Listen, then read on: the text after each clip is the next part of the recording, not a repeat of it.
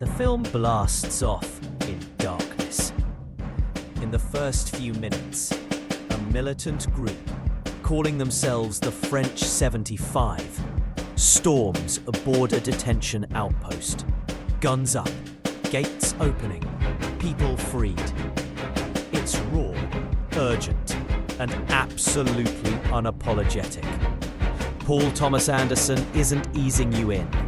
He's dropping you straight into revolution. This opening gambit sets the tone. This isn't just political cinema.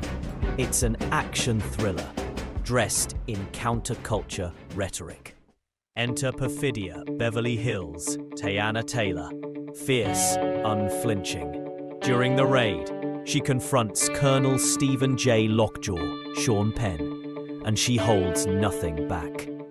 It's a power move that's erotic, political, and deeply subversive. She humiliates him, but Anderson doesn't let it be a punchline.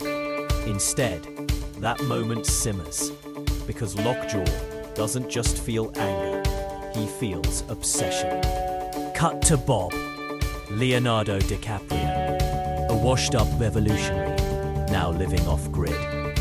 He's mellowed in his own way, but the ghosts of his past still flicker in his eyes. He's raising his daughter, Willa, Chase Infinity, in a secluded redwood home. It's a strange sanctuary, loving but paranoid. The camera lingers on the forest, on the cottage, and you feel how deeply Bob is trying to bury his former self. But Anderson, true to form, doesn't let him hide for long. About 16 years later, though, interestingly, Anderson keeps the timeline slightly fuzzy. Willa is a teenager. She's smart, headstrong, and growing into her own. There's a scene in her classroom where Bob, high and disheveled, hears about her achievement and tears up. It's absurd and heartbreaking in the same breath. That tension between parenthood and ideology is the emotional core of the film. Lockjaw, meanwhile, hasn't gone away. His pursuit isn't just political, it's deeply personal. He's obsessed with Perfidia, and by extension, with Bob and Willa.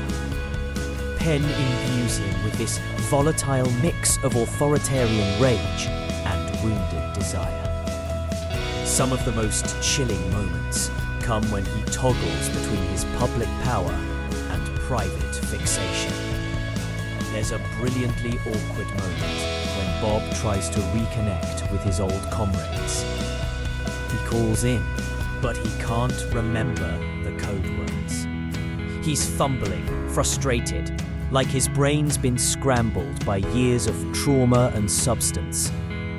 And that code isn't just a password, it's symbolic.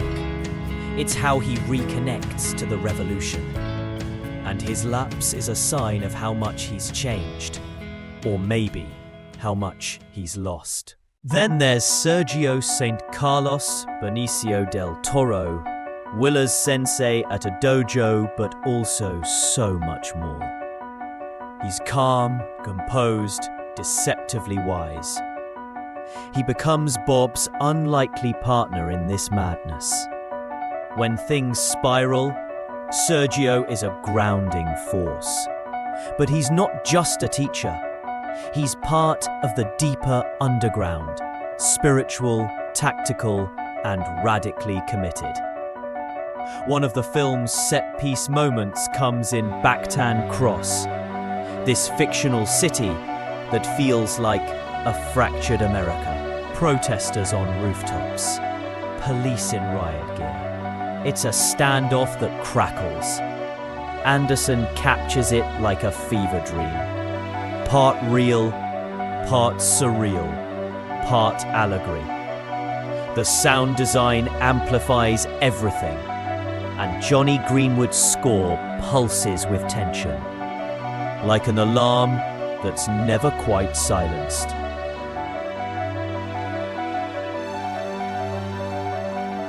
There's a sequence at a high school dance.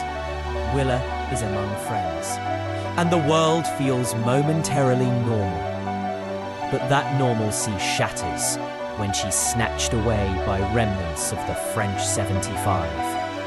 It's a deeply unsettling twist, not just because of the danger, but because the people abducting her are supposed to be the good guys. Anderson asks, what is the cost of revolution? And who really pays for it? Later, at the convent of revolutionary nuns, the truth drops like a bomb. Lockjaw's connection to Willa is more than political. There are secrets of paternity, betrayal, and redemption intertwined. The convent isn't just a hideout. It's a crucible where ideology, family, and legacy collide. The pacing slows, the faces close in, and Anderson lets the emotional weight land.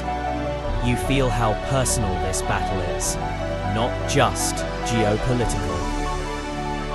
In the climax, we get this astonishing car chase across a desert highway. 3 cars, rolling dunes, rear-view mirrors reflecting turmoil. It's not a flashy CGI set piece. It's kinetic, raw. Anderson reportedly shot it practically, focusing on real metal, real motion.